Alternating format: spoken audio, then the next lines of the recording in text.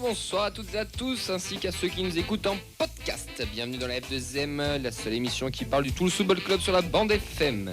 La composition de cette 321e émission dans les buts du gardien de la vidéo et des réseaux sociaux. Il a bravé le vent à coups de vélo. Il a mis même pas une demi-heure pour venir. C'est Vincent, comment il va? Ça va super, merci, mais les chiffres sont un peu faux quand même. C'est pas grave, le chiffre c'est toujours fait pour mentir. Donc, de toute façon, on n'a pas dit d'où tu partais. Donc t'as peut-être mis une demi-heure à partir de la gloire. J'ai une demi-heure pour monter du Danube ici. Ben voilà. C'était avec une berne à chaque main.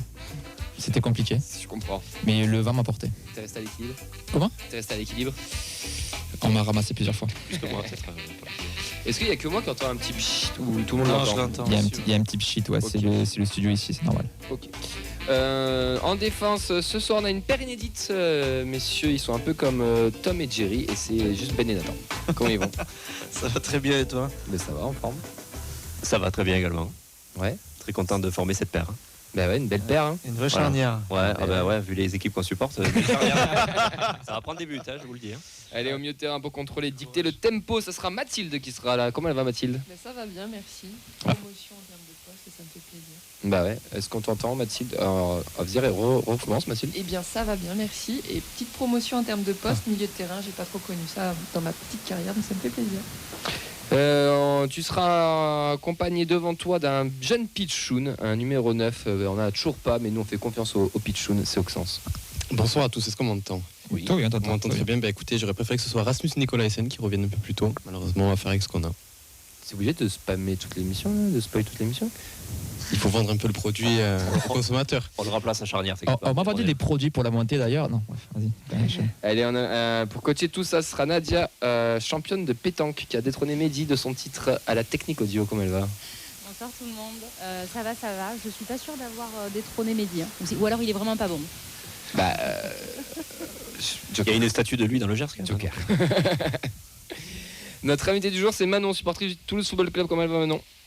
Ça va mieux maintenant que je suis ici. Je suis contente de vous voir. Eh ben ouais, t'étais déjà venu un petit peu voir un peu, et là vous c'est espionner, ouais. première fois en plateau. Première fois à la radio? Oui, à part si je suis pas au courant, mais normalement oui. Je suis jamais au courant de ce genre de choses. Normalement oui. Bienvenue à toi Manon en tout cas. On fait un coucou aux absents, Sacha, Arthur, Elliot, Rim, Mehdi ainsi que Clément et Fred. Programme les actus, retour sur les matchs du week-end, Académie féminine avec un gros bloc sur les féminines, parce que Mathilde a vu aussi le match des 19. On aura bien sûr le retour du coach Antoine Gérard. Et un débat, peut-on s'attacher aux joueurs dans le monde du foot business? On a un petit débat philosophique un petit peu, mais c'est la trêve internationale, ça permet de faire des débats un petit peu hot que savoir si Nicolaisen ou pas va jouer. C'était pas du tout un tacle contre toi, c'est parce qu'on avait prévu de faire ça et on a dit on le garde pour vendredi.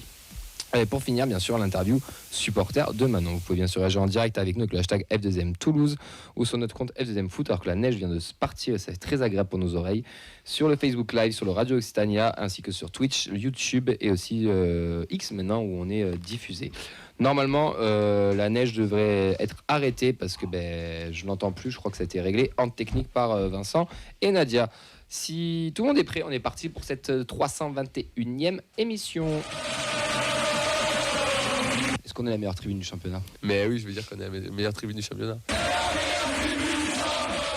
Allez, il reste encore des places pour ce week-end pour aller, je viens de voir ton commentaire, pour aller voir Angers. N'hésitez pas à venir au stadium. Si on passait une nouvelle fois la barre des 30 000, ça serait vraiment quelque chose d'inédit et de jamais vu. On va enchaîner avec toi, Vincent. Ah bon? Je peux enchaîner si tu veux, parce qu'on va devoir interroger la dame en cabine. Le week-end, le JT pour vous de Nadia? Exactement. Alors attends, elle fait un bisou à Fred qui rentre dans la cabine. Nadia, elle était présente au tournoi de pétanque des Indians et c'est pour ça qu'on l'a présentée en tant que championne, puisqu'apparemment elle a remporté le tournoi. Non, pas du tout. Mes infos sont fausses? Ouais, complètement. Non, mais oui, c'était un très bon moment. Je suis allée du coup au tournoi. Je vois Fred qui dit bonjour à tout le monde. Ouais. Je suis allée au tournoi du coup dimanche à partir de midi, donc j'y suis allée pour le repas. Donc du coup, ils ont fait appel à une dame qui a très très bien cuisiné. C'est de la cuisine exotique, donc tout le monde s'est régalé, rougail, etc., etc.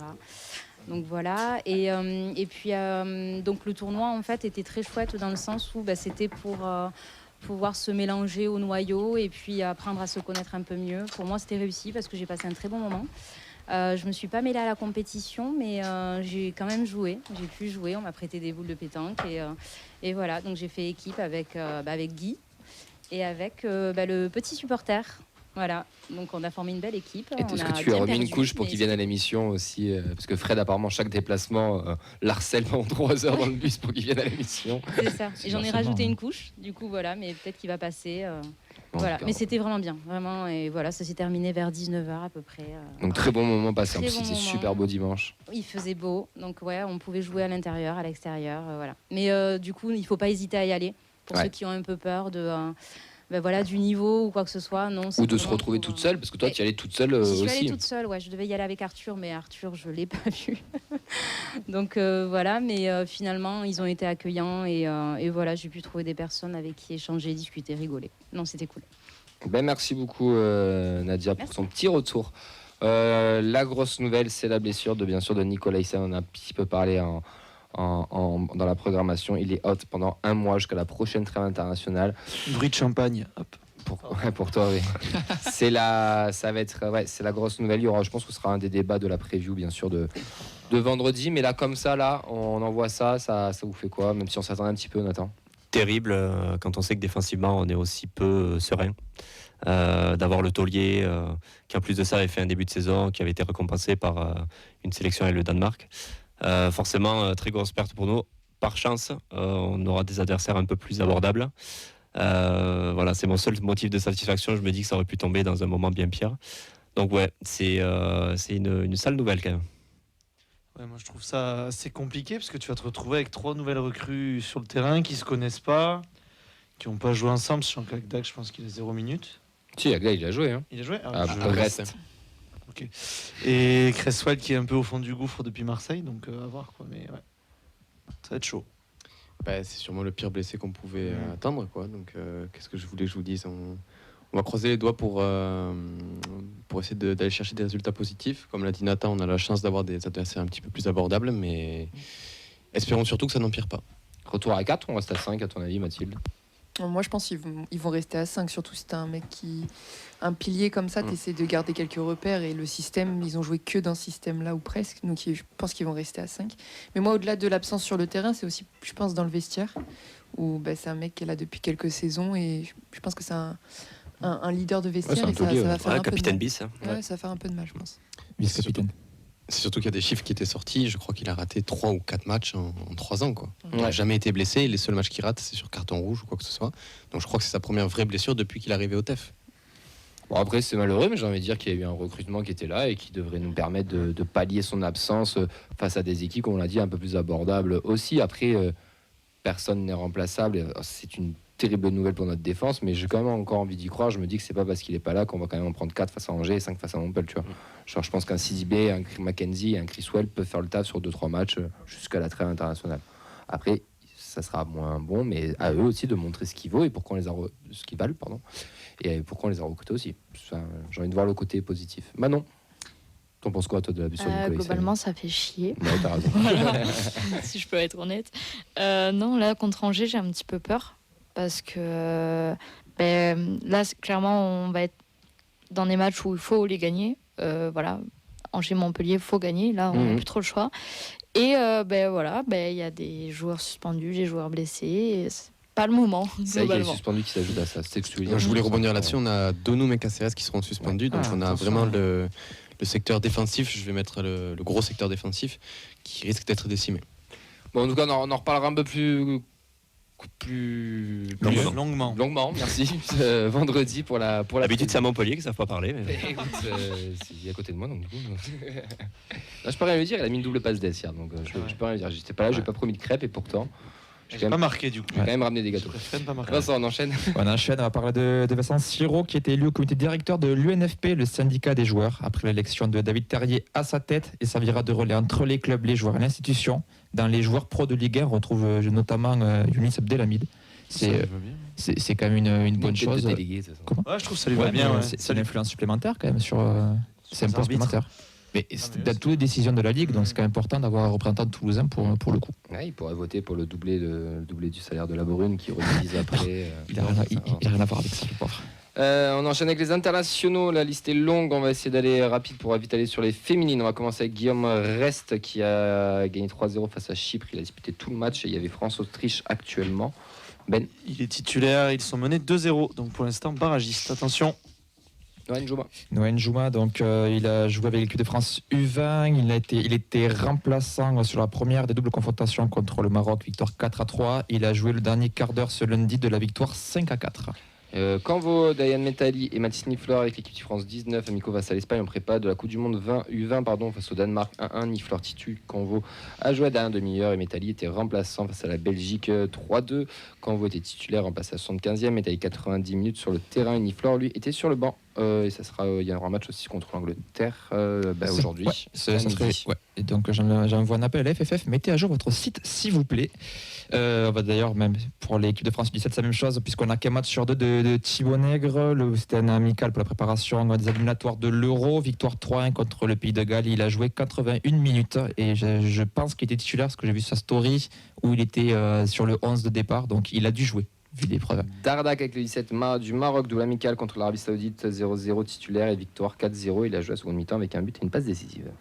On va passer à Agdad avec la Roumanie Espoir. Il a participé donc au match de qualification pour l'Euro, victoire 6-2 contre le Monténégro. Il a disputé tout le match et là il y avait un deuxième match tout à l'heure à 18h contre la Suisse. Je ne sais pas si tu as les infos, Ben. Si, et juste sur les 19, ils ont perdu 4-2.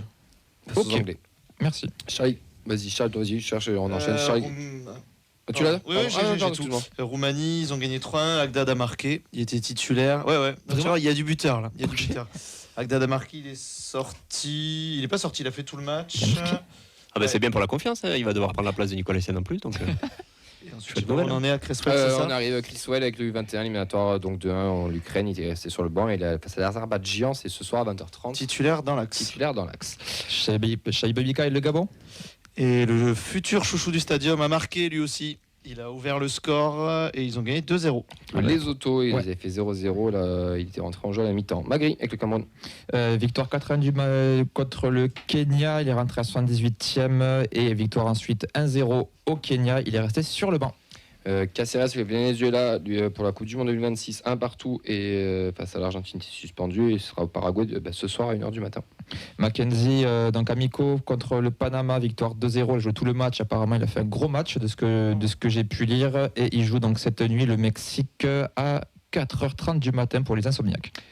Siro, lui en Ligue des Nations, il a perdu 2-0 face à la Serbie. Il est resté sur le banc. Il affronte le Danemark ce soir à 1h45. Et toujours sur le banc. Il prendra pas froid. Et à Rondonum, du coup, pour terminer avec la Norvège en Ligue des Nations. Victoire 3-0 contre la Slovénie. Il est rentré à la 76e minute. Et on peut dire le mot une bonne branlée. 5-1 contre l'Autriche. Il est rentré à la 64e minute. On passe à la Préfo, la fabrique du lait qui nous donne tous les résultats. Victoire 4-0 des U14 à Lourdes, 2-0 des U15 contre Montauban et 3-3 des U16 contre Blagnac. Petit point de classement après 5 journées, vu que c'est la trêve parce que c'est les vacances. Les 14 ont 15 points et sont en tête de la poule D de Régional 1. Pareil pour les U15 en tête de la poule C de R1. Et les U16 sont aussi premiers de la poule B de R1, mais avec seulement 13 points. L'Académie, les féminines, mon cher Vincent, la N3. On va commencer avec la N3, pas de match, c'était Coupe de France, c'était le 5e tour avec l'entrée des Nationales 1. Donc prochain tour, il y a la Ligue 2 qui rentre, si je dis pas de bêtises, c'est celui d'après. C'est le 17e, la Ligue 2, je crois, 8e. Je crois que c'était modifié, je sais plus où ça en est, mais il y a eu un changement. Ouais. Il faut une réforme par an parce qu'ils s'emmerdent à la Fédé. Les U19, match nul à la maison contre l'Olympique Revenin, 1 partout. But de Fatih, le TFC est 4e ex-aequo avec le MHSC 3e et l'OM 2e. Le leader, c'est l'AC Ajaccio qui a 4 points d'avance. Mathilde, t'as vu les 19? Ouais, je suis allée au match.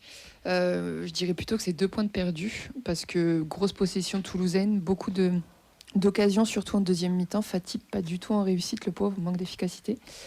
Après, l'Olympique Revenin, ils ont posé quelques difficultés, mais il ne faut pas non plus... Voilà, je pense que c'est vraiment 2 points de perdus. Et j'avais une petite interrogation et je pense que j'irai les revoir pour comprendre si ça continue ou pas. Sur les phases de possession, sur les 6 mètres ou quand le gardien repart avec le ballon, il y a le défenseur central, le 4, qui intègre le milieu de terrain à la façon Pep Guardiola Manchester City. Et je vois pas trop ce que ça apporte parce qu'il n'a pas du tout les qualités pour. Donc j'ai hâte de voir s'ils vont continuer comme ça ou pas. C'était juste sur un match ou si c'est vraiment permanent. Je sais pas, vraiment. Et le gardien monte très très haut. Limite, il s'aligne, enfin j'exagère, mais il s'aligne presque avec son défenseur central pour le coup. Alors que l'attaquant, il est à 5 mètres. Donc tu perds la balle, c'est fini. Enfin, ouais, c'est compliqué. Ouais. Donc j'étais très surprise. Qu'est-ce que tu en as pensé d'un point de vue général de ces 19? Il y a de la qualité quand même? Ouais, il y a de la qualité. Il y a le numéro 7, l'ailier droit Dari Zerma, j'ai peur d'écorcher son nom, mais je crois que c'est ça, qui est assez jeune. Ça doit être un U16 même encore, ou U16 ou U17 peut-être. Et très intéressant, élimine beaucoup de passes clés, c'est pas des passes décisives, mais l'avant-dernière passe entre guillemets. Et très intéressant. Fatih, il se crée beaucoup d'occasions et manque de réussite, mais ouais, non, il y a 2-3 bonnes choses. Et même chez l'adversaire, moi j'aime bien aussi regarder un peu les adversaires. Le numéro 9 sur la première mi-temps m'a beaucoup plu. Et le latéral droit aussi, leur numéro 2. S'ils nous écoutent, sait-on jamais. C'était pas mal. En tout cas, toi, tu soulignes que c'est vraiment 2 points de perdu en tout cas pour nos 19, qui étaient au-dessus, on va dire, sur le Oui, en sur le termes match. de... Enfin, si on est dans un match de boxe, au point, le TEF a gagné. Il n'y a pas de débat.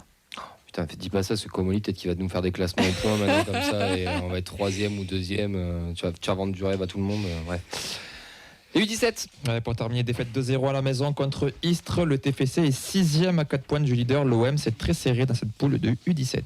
Merci Mathilde, en tout cas pour ton retour sur les U19. Maintenant, on va passer aux féminines et on va faire un gros retour sur les filles.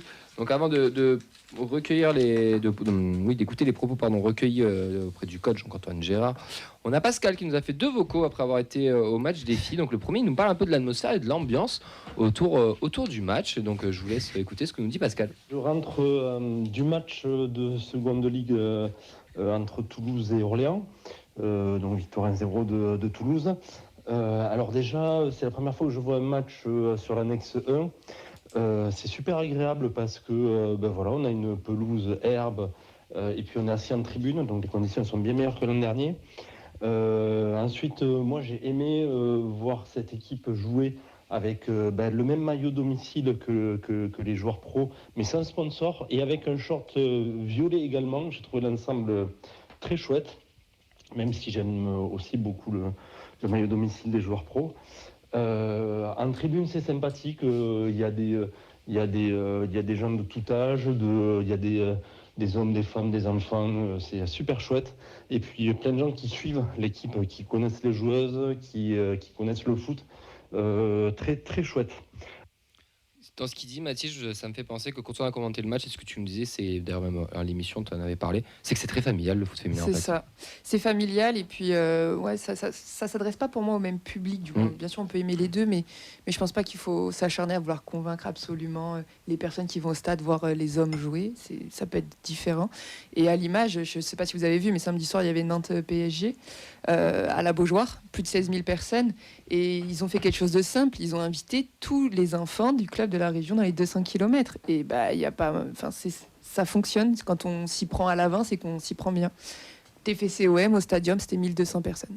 Voilà. Et là, par exemple, un Toulouse-Orléans, c'était 200 spectateurs à l'annexe 1. Nous, on les a comptés lors de Toulouse-Marseille et on était un peu moins. 1200, je suis étonné. À 853. Non, mais en vrai, sur la seule tribune, je crois qu'elle fait 7 ou 1000 places. Donc, quand tu diffuses comme ça, franchement, ça me choque pas. Manon, tu suis un petit peu les filles ou pas? Pas forcément. C'est cliché. Je vais être honnête. Non, je pose la question à tous les Pas avis du des tout. supporters en plus. Mais vraiment pas. Tu as le droit. Mais peut-être que le discours m'a donné peut-être un peu envie aussi d'aller voir. C'est vrai. Maintenant, Pascal il va nous donner son avis sur le match et on va l'écouter. Moi, j'ai vu une équipe qui d'entrée a voulu avancer, a voulu jouer haut, gagner beaucoup de duels, qui a voulu prendre le jeu à son compte et qui est incisive. On est très loin d'une domination stérile. Il y a eu beaucoup de situations dangereuses. Le score reflète vraiment pas le nombre de situations dangereuses. Il y a 2 poteaux, il y a de très grosses occasions. Mathilde, tu es d'accord avec Pascal? Oui. Et ce qu'on a pu voir surtout, c'est quelque chose que Antoine travaille depuis des années avec son équipe. C'est-à-dire que quand on relance de 6 mètres ou quand la gardienne a la balle au pied, on essaie de venir pour essayer de construire petit, on se rapproche pour attirer l'adversaire du coup dans notre moitié de terrain et pour ensuite essayer de trouver une joueuse face au jeu et qui explose et qui on la lance en profondeur dans le dos de la défense adverse. Donc on a vu ça pas mal en première mi-temps avec Nivine et Chloé Marty sur les côtés. Mais le petit problème avec ça, c'est que quand on décale sur les côtés, qu'on centre, il faut que ça suive derrière. Et ça manquait un petit peu de présence. Mais oui, je suis tout à fait d'accord. Tu as remarqué quelques petites modifications dans un compo aussi, donc, c'est ça. Avec des petits changements obligatoires aussi. Oui, tout à fait, parce que y avait Alexandra Tamaniou qui est en équipe de France Futsal. qui s'appelait qualification pour l'Euro ou la Coupe du Monde futsal féminine, je crois. J'ai plus trop l'info précise. Mais donc pour le coup, Ali Abdallah est passé titulaire sur le côté et Lapassous, qui était plutôt sur le côté de base, est passé dans l'axe et toujours Chloé Marty sur le côté. Donc il y a eu 2-3 modifications, dont aussi la gardienne. C'était un sujet quand on était à l'OM. Et là, c'était Gaëlle Grillon qui avait repris son poste, qui n'avait pas joué les 2 matchs précédents et qui avait commencé pour autant le championnat. Et on sait pourquoi ou pas il y a ce turnover? Non, je pense que c'est. Enfin, je sais pas si on aura la réponse d'Antoine dans les vocaux, mais je pense que c'est ce qu'il disait. Il n'y a pas de hiérarchie et je pense qu'il tourne. Je sais pas. Ça marche jamais trop, moi je trouve ça quand il n'y a pas de hiérarchie entre les gardiens.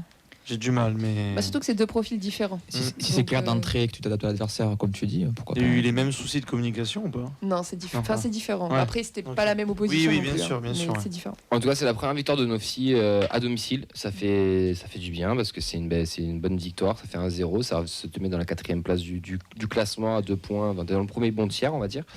Toujours un manque d'efficacité devant, mais on se crée des occasions.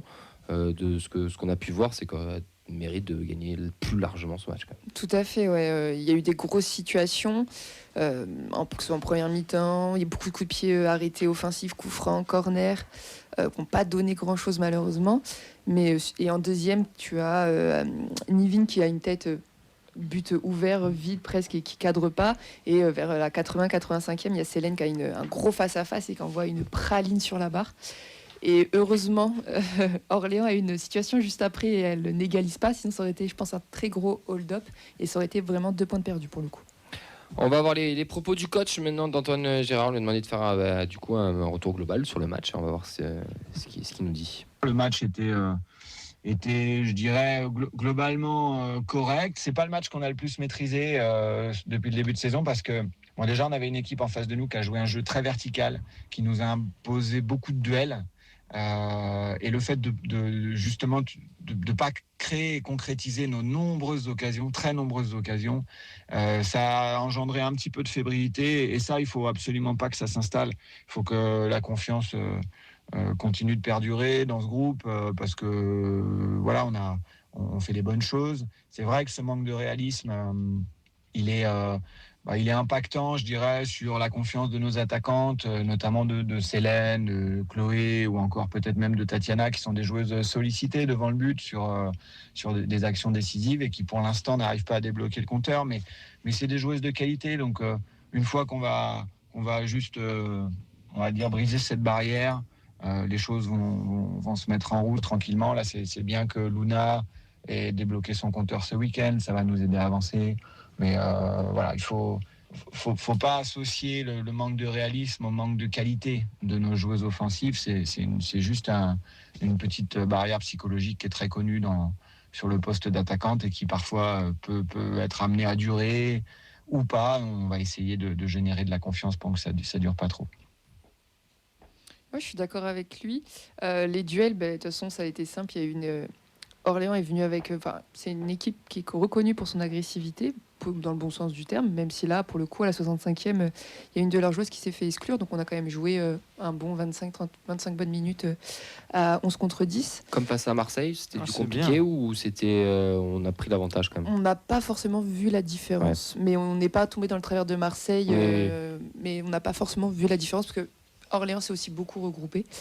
Mais Orléans, certes, oui, il y avait un jeu direct, mais je trouve que nous aussi, on est un peu tombé dans ce travers-là de chercher vite la verticalité, parce qu'on avait compris qu'on avait la Saint-Denis en termes de vitesse sur leur ligne défensive, et on allait peut-être un peu trop vite vers l'avant, au lieu de peut-être déplacer leur bloc en faisant un peu voyager le ballon, quoi.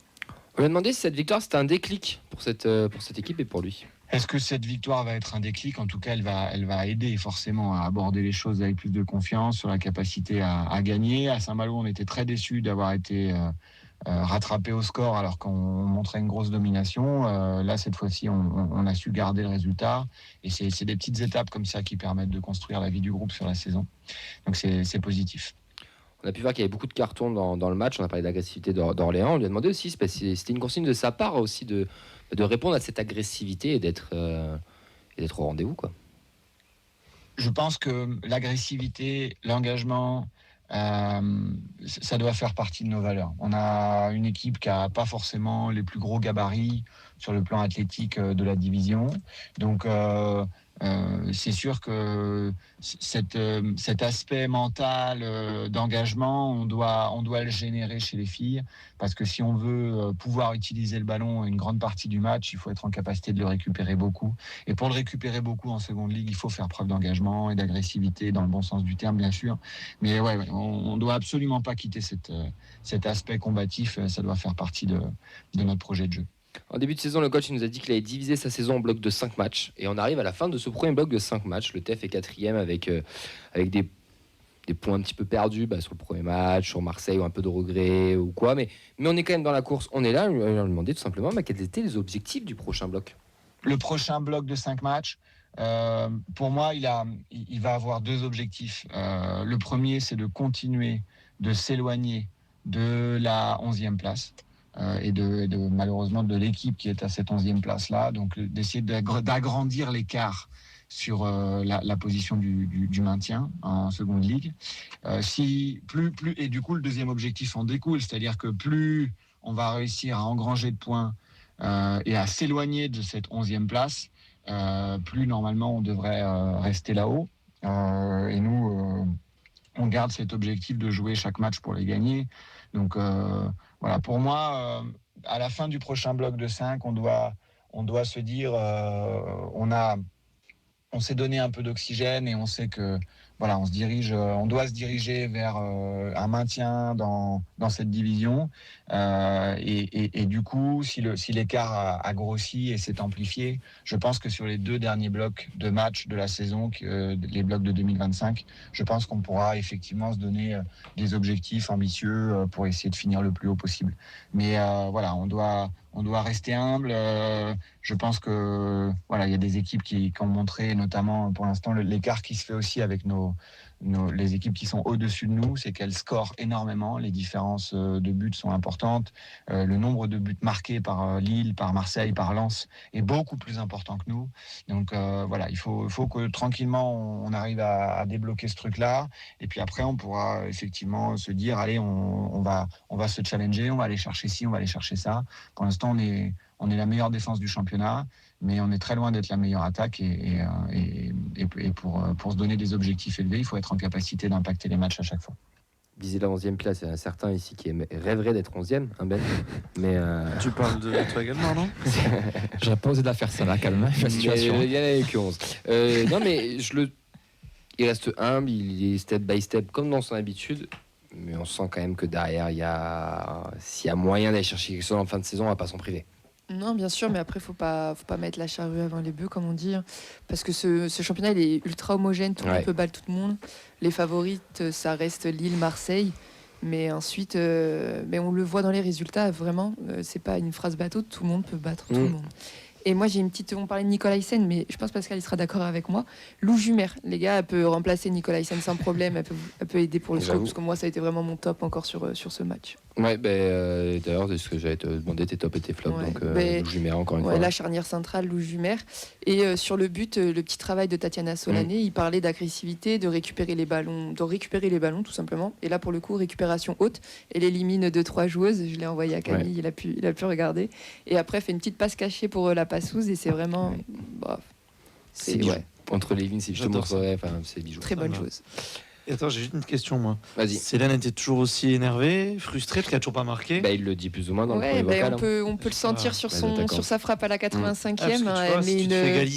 Elle met une praline sur un face-à-face. Et la barre, elle a tremblé...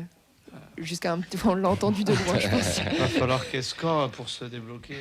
Ouais, ou apporter différemment, parce qu'il parle de Solané comme quoi elle n'a pas débloqué son compteur, mais la passe qu'elle fait, elle te crée une occasion à elle toute seule. Donc, je pense qu'il ne faut pas se mettre de pression sur ça. Elle apporte à son échelle, que ce soit en statant ou pas. Il n'y a pas de. Mais oui, ça. Moi, je n'ai pas de doute sur ça.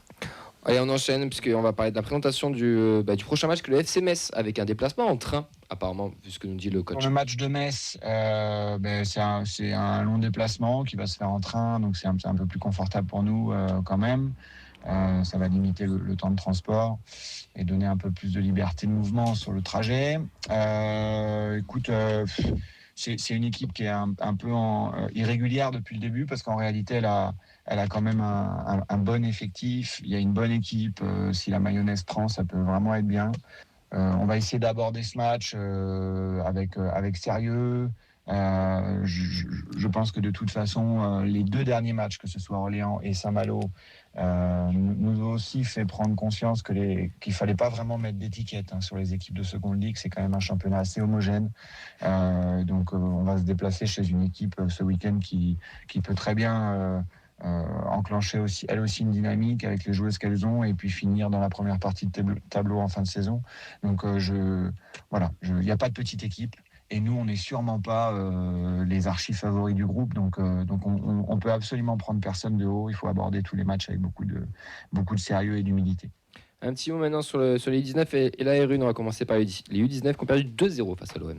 La défaite des U19 face à l'OM, c'est un match dans une optique de formation qui va nous laisser beaucoup de regrets, parce que la première mi-temps, elle est, on génère pas assez de danger pour l'adversaire. Il faut, je pense, montrer plus de caractère, être plus incisive. Après, on joue jeune, donc on a des jeunes filles qui sont en cours de développement et puis je dirais de développement de personnalité aussi.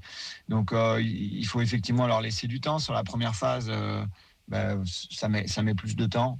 Voilà, sur la deuxième phase, évidemment que l'objectif, ce sera de maintenir cette équipe à ce niveau national, et c'est très important pour nous et pour le développement du club. Mais voilà, laissons du temps à cette équipe pour que la jeunesse puisse s'aguerrir. On va nous essayer d'accélérer les choses sur les semaines d'entraînement pour essayer de développer un maximum de choses chez ces jeunes joueuses. Mais on n'évalue pas que le résultat en tant que tel sur une catégorie comme celle-ci. Il faut amener les joueuses à se développer individuellement et collectivement et laisser du temps. Et je suis sûr qu'on terminera mieux la saison qu'on ne l'a démarré. On enchaîne avec le résultat de la R1, qui elles ont fait 2 partout. La R1 montrait beaucoup de caractère samedi soir pour revenir dans un match où elles étaient à 10 contre 11 en deuxième mi-temps. J'ai bien aimé l'état d'esprit du groupe. On a retrouvé aussi le coach Louise Acayus qui était pas avec l'équipe sur le début d'année et qui finalement fait son retour avec le club sur la saison. C'est vraiment une bonne chose. Et les joueuses de seconde ligue qui ont participé aussi au match de la R1 ont pu aussi apporter à la fois un état d'esprit très, très positif et ont été décisives puisque c'est Anaëlle Lecoq qui égalise. Donc on espère que ça se poursuivra sur une série dynamique aussi pour cette équipe. Voilà pour le résultat complet de l'Académie des Féminines. On a fait un gros bloc des Féminines, mais ça en valait le coup aussi parce qu'il y a eu pas mal de bons résultats ce week-end, surtout la première victoire de nos Violettes. Merci Mathilde aussi pour tes retours. Vous pouvez retrouver tous nos résultats le lundi dès 16h de tout le club, le programme tous les vendredis à 16h. Et pour aussi suivre tous les résultats des filles, que ce soit des 19 de la R1 ainsi que de la D2, il y a aussi le compte Esprit Violette qui vient de se monter sur Twitter. Je vous encourage à aller le suivre. Maintenant, on va passer au débat, mais juste avant, on a une info, c'est qu'on a trouvé peut-être notre nouveau numéro 9, puisque Charlie Criswell vient de marquer avec les espoirs anglais, puisque Ben me l'a montré sur son téléphone. Ça a motivé du monde, Ça a motivé du monde, ce forfait de Nicolas. D'accord. Allez, on passe au débat, et c'est un débat, un petit peu philo, mais on s'est posé la question si... tout simplement, je cherche exactement l'intitulé. Voilà, peut-on s'attacher aux joueurs dans le monde du foot business ? Capitaine, c'est celui qui a la barre, quoi, et qui conduit le bateau. Qu'est-ce qu'il est fier. C'est à nous de décider qu'est-ce qu'on veut faire cette saison. Si on veut jouer le haut, si on veut jouer le bas. Et après, t'as les moussaillons, quoi. C'est ceux qui rentrent qui vont faire la différence. Et c'est tous ensemble aujourd'hui, on va chercher un résultat. Alors, pourquoi ce débat ? Parce que l'actualité du TEF fait que aussi on a voulu partir un petit peu sur autre chose. Il y a des choses qui sont sorties, des choses qui ont été dites aussi dans cette émission. Et le constat, il est simple, c'est qu'on voit de plus en plus de gens qui n'arrivent pas à s'identifier à cette équipe. Ça a été dit d'ailleurs par certains chroniqueurs là. On attache beaucoup d'importance aux jeunes, aux pitchouns. D'ailleurs, les Violets ont fait des nouvelles rubriques là, sur les anciens pitchouns. Le site, sur le compte Twitter pitchoun 31, si je dis pas de conneries, ou pitchoun tout simplement, je sais plus, remarque tous les anciens, ils font un petit topo de ce qui se passe. Donc, beaucoup d'attachement, mais même quand ils sont partis d'ailleurs. Mais déjà, la première vraie question, c'est, après vous allez voir où c'est qu'on veut en venir, mais c'est quoi déjà, comment on s'attache à une équipe ? Moi, ma question déjà, elle va être toute simple. C'est comment on s'attache ? Est-ce que c'est les résultats ? Est-ce que c'est le jeu proposé ? Est-ce que c'est les trophées qu'on gagne ? Est-ce que c'est autre chose ? Parce que quand on regarde la première équipe auquel on s'est attaché, apparemment ceux qui ont fait gagner la Ligue 2, la Coupe de France, ce sont des mecs inconnus au bataillon qui arrivent au TEF avec quelques jeunes. Et ce système data reste le même actuellement. Donc pourquoi on s'est attaché à eux et pas aux nouveaux? Tu t'attaches aux histoires qu'on te raconte. Merci. C'est-à-dire que là, sur le débat, non, c'était mais, une belle émission. non, mais en soi, on a été sevré d'émotions pendant au moins 15 ans. Enfin, moi, j'ai toujours suivi le TF en étant sevré d'émotions quasiment. Ouais, un petit peu quand même. Et donc ensuite, quand même. derrière, après, tu as eu cette arrivée là avec cette génération dorée qui t'a fait vibrer, que ce soit même la première année en Ligue 2 où il y avait le Covid, où il y avait les stades vides, où tu perds un barrage contre Nantes. Même là, tu as vibré. Même là, tu as eu des émotions. Ensuite, derrière, tu as eu la montée historique avec on a explosé tous les records en Ligue 2. Ensuite, tu montes à la Coupe de France. Tu as l'Europe. Donc les gens, forcément, se sont attachés. C'est les résultats, c'est pas. C'est les résultats. Oui et non, il y a aussi des joueurs attachants qui étaient là. Il y avait des joueurs formés au club, il y avait des joueurs qui avaient. Je pense que tout le monde s'est identifié à ces joueurs-là qui sur le terrain mouillaient le maillot. Je pense moi j'ai toujours pris cet exemple de Rissilé. Le premier match de Ligue 2 que je vais voir, je vois le mec, il vient faire un repli défensif, il vient de tacler au milieu de terrain, un vieux tac de boucher à l'anglaise. Je me suis dit, là, à mon avis, on va se régaler, quoi. Et donc, les gens, ils cherchent des joueurs charismatiques. Il n'avait pas le niveau amateur. Ah oui, mais il renvoyait quelque chose. Les gens, ils cherchent des joueurs charismatiques. Et cette équipe-là, portée par les résultats, fait que les gens l'ont assimilé et a marqué les gens. Après, aujourd'hui, cette même équipe, si elle monte laborieusement en Ligue 1 et qu'elle ne fait pas de parcours en Coupe de France, est-ce que les gens auraient le même souvenir? Je ne suis pas sûr. Donc, quand je dis raconter des histoires, c'est dans le sens où on a eu des trophées qu'on attendait depuis un moment, on a eu du jeu aussi. Et moi, cette équipe m'a marqué de cette manière-là parce que ça faisait du bien de revivre un peu et de revoir du foot à Toulouse. Alors moi je suis d'accord, mais à moitié. Parce que j'aimerais aussi retenir les valeurs que dégagent les joueurs qui jouent avec nous. Tu parlais des années un petit peu sombres que malheureusement on a traversées. Et même nous quand on était petits, c'était nos premières années où on venait au stade. Moi je me suis quand même attaché à des joueurs il y a 50 comme... oui, il n'y a pas très longtemps. Je me suis quand même attaché à des joueurs comme Alban Lafont, comme Jimmy Durmaz, des années où c'était vraiment catastrophique. T'aurais Jimmy Durmaz, très bon goût. Voilà, exactement. Et parce que c'était des joueurs qui, voilà, ils avaient envie d'être là, ils apportaient quand même cette petite étincelle à des moments où c'était le noir total. Et je sais pas. Moi, j'attache plus d'importance à ce que dégage un joueur sur le terrain que forcément les résultats, etc. Alors, bien sûr, je pense à toute la génération avec Van den Boomen, Dessler, Bibiche, etc., où c'était des joueurs avec un fort caractère, qui se complétaient tous d'une façon ou d'une autre. Mais d'ailleurs, j'en ai fait une petite remarque sur le papier. Il y a des joueurs, tu vois qu'ils ont envie d'être là. Et quand je pense à des De Jagereux, des Van den Boomen, ils savaient très bien que le TFC c'était un club tremplin pour se relancer ou en tout cas pour redémarrer.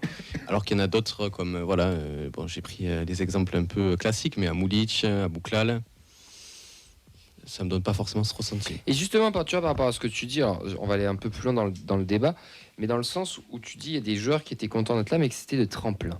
Et en fait, dans la réflexion du débat aussi, c'est ce qu'on veut essayer de réfléchir. On n'aura pas de réponse ce soir, hein, c'est juste une réflexion. Mais on a un foot qui devient de plus en plus business, où le joueur est de plus en plus un actif. C'est même plus un joueur, c'est un actif.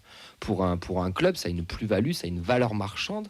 Et paradoxalement, on a beaucoup plus de monde dans les stades, beaucoup plus de jeunes, beaucoup plus des taux de remplissage. Rien qu'au TEF, on a 80% la saison dernière. Moi, je me rappelle, il y a des années, on ne dépassait pas les 45% au stadium. Hein.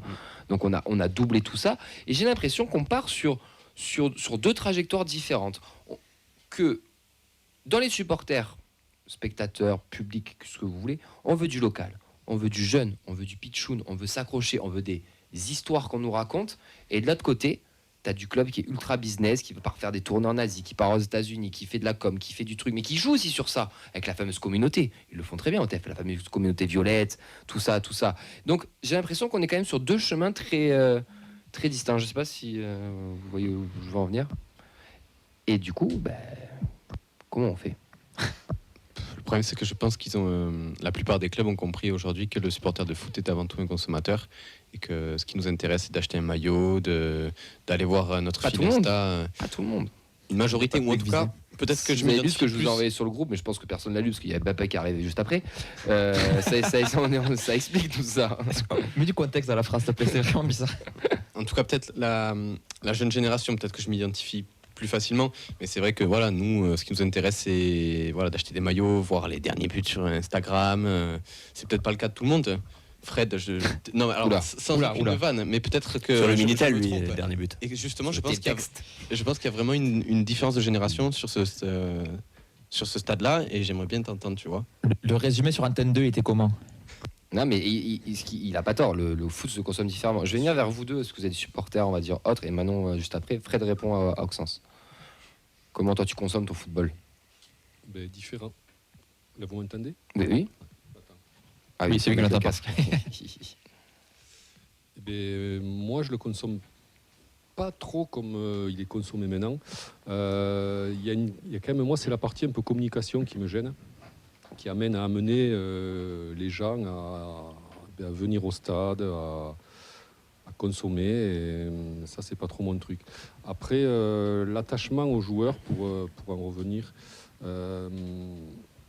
y a quand même un attachement à certains joueurs qui est fort, parce qu'ils ont des attitudes, parce qu'ils ont un look, ils ont une gueule, comme on dit. Et l'attachement à des équipes, ouais, c'est plus par... il y a forcément des résultats, mais il y a aussi encore l'attitude dans certains moments, quoi. Il y a des moments, il peut y avoir des moments très très forts dans une saison.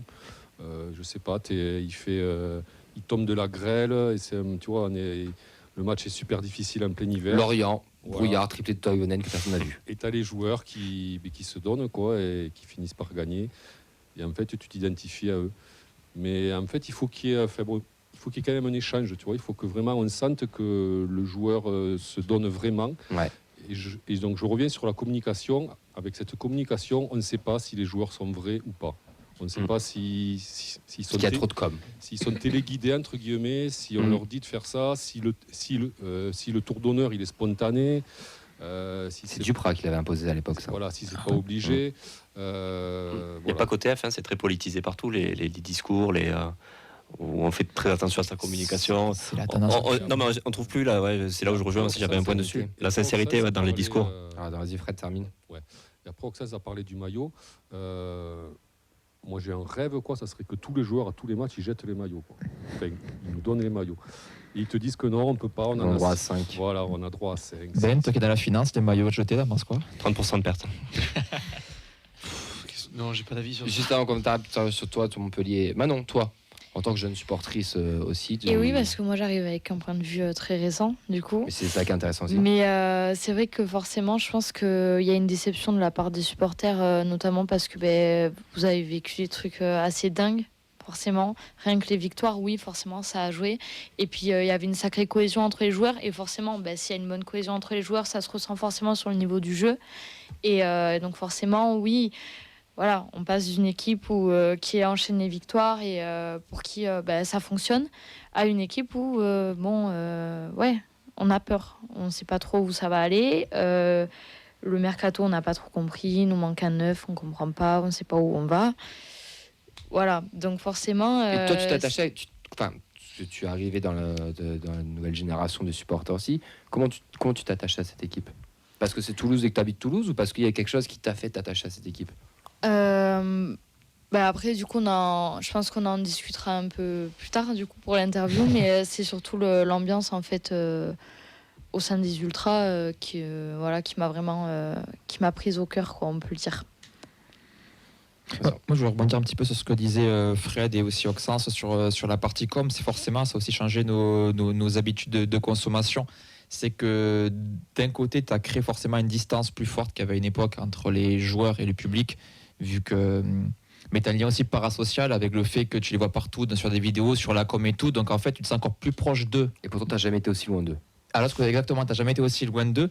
Mais ça va un petit peu dans tout ce qu'on voit maintenant, par exemple sur Netflix, avec sur le Formule 1, choses comme ça. C'est les gens sont à recherche de cette consommation-là.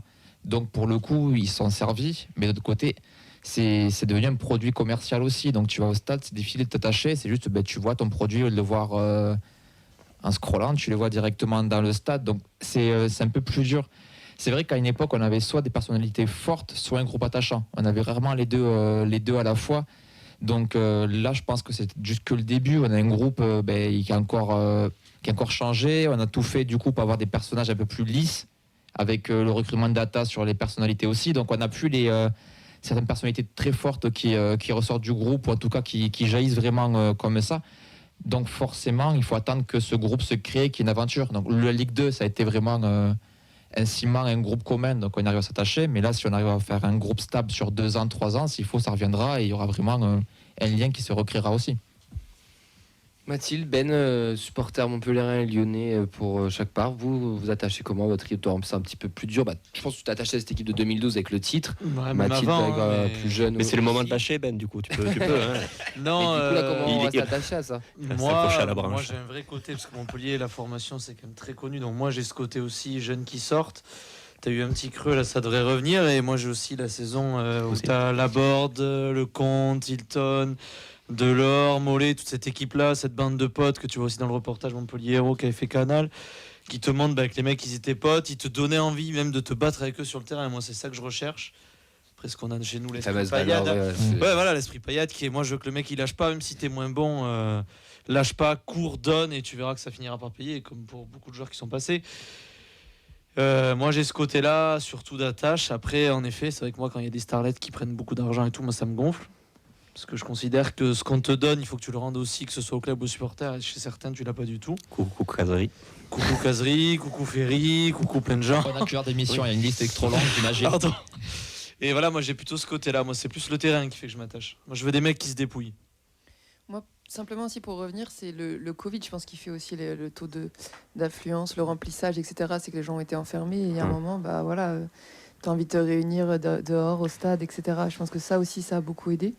Et après, pour en revenir sur Lyon, moi, oui, mais je pense que ce qui fait que tu t'attaches à une équipe, c'est les émotions. Que ce soit par les résultats, le jeu déployé, que ce soit par les attitudes de certains joueurs. Enfin, moi, je prends mon cas, ça va être un tacle de Cassapa, un tacle de Chris, un coup franc de Juninho. Ça va être le fait aussi que le foot en clair, dans ma génération, ça a commencé à disparaître un petit peu, et il y avait une équipe qui passait, c'était la Ligue des Champions, c'était l'Olympique Lyonnais, c'était ce coup franc de Juninho contre le Barça.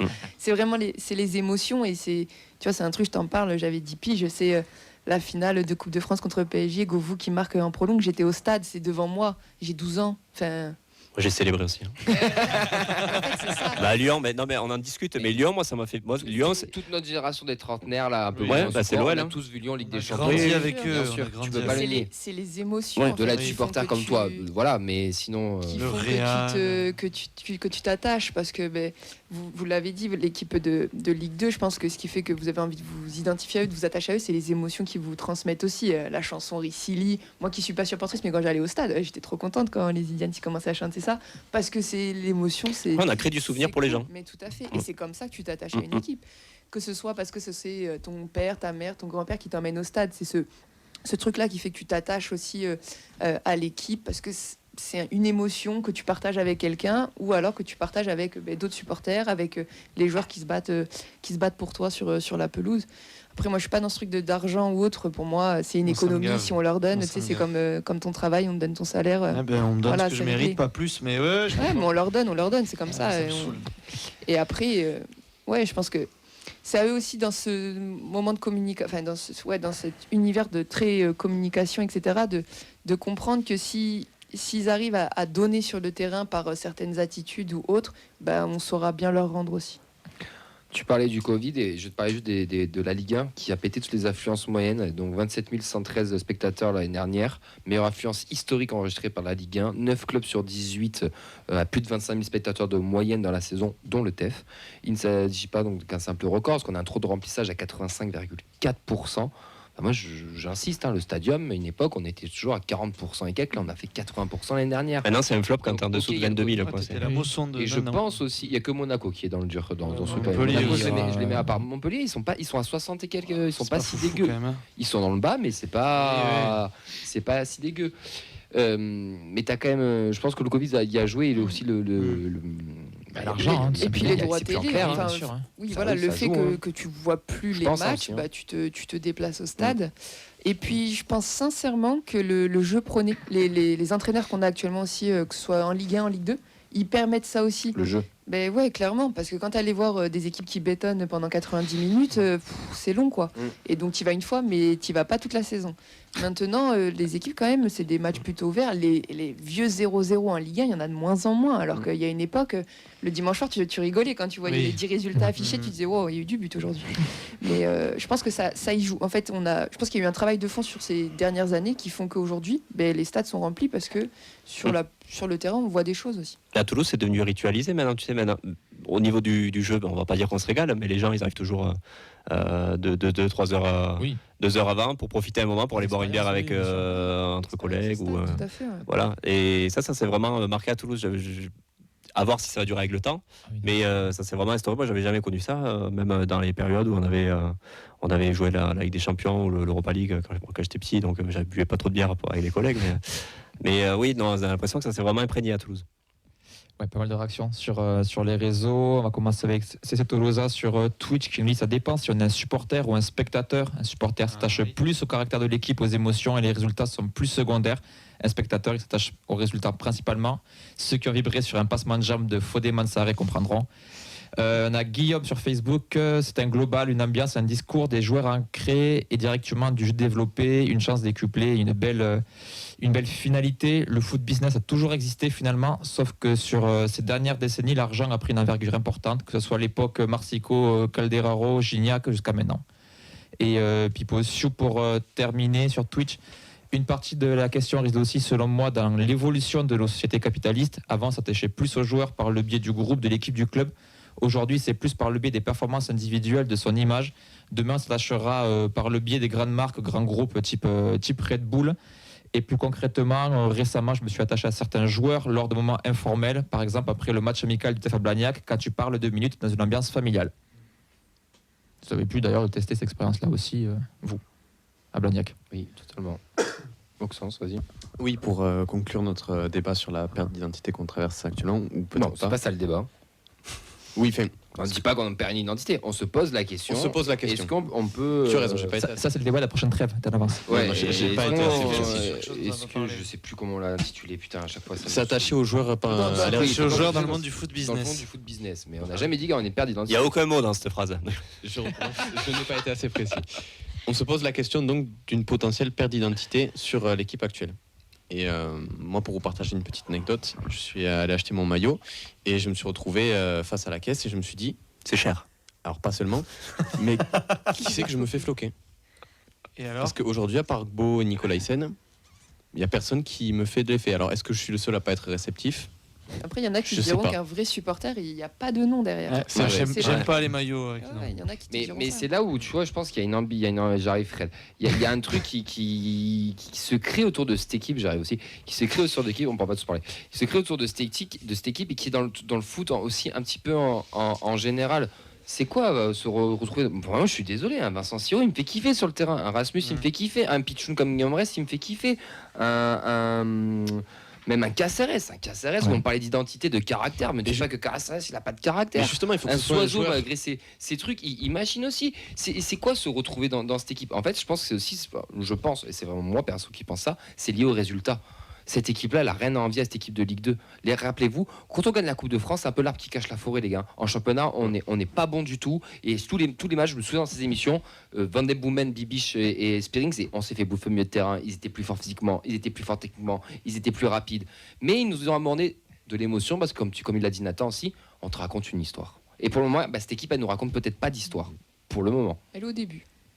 Tu vois, enfin, après voilà, mais ça c'est ce que. Ah, mais c'est la descente qui est dure. Hein. La descente. On est au premier chapitre. Fred, t'as 30 secondes. Et Ben t'auras pareil parce qu'après on n'aura pas le temps de faire Manon. Alors il y a une chose aussi. On t'entend pas. Faut monter le micro. Et pourtant il est monté. On t'entend toujours pas. C'est moi qui l'entends pas. Si, c'est toi qui l'entends pas. Vas-y. Ah, ok, pardon. C'est bon. Oui. Bon, pardon. Allez, ok. Donc en 15 secondes. On n'entend plus.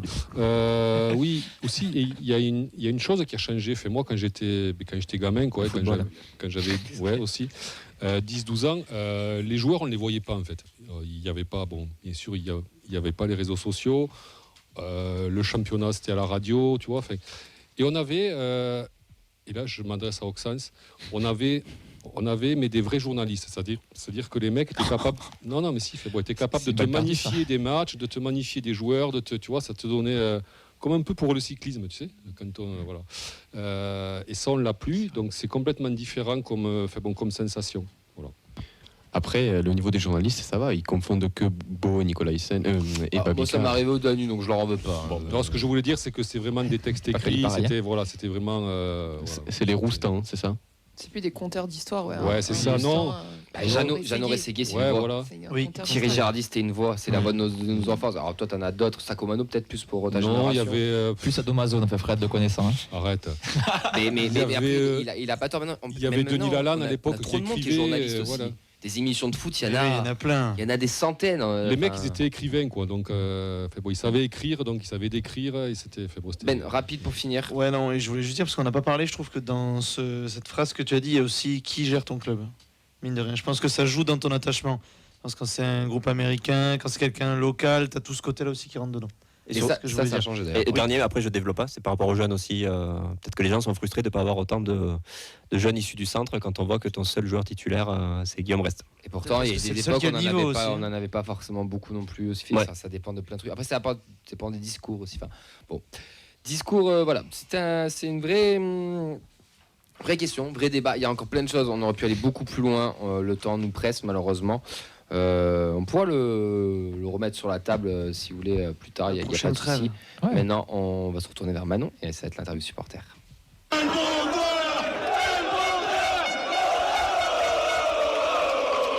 Elmander dans la surface. 2-0, le doublé du Suédois. Manon, comment ça va?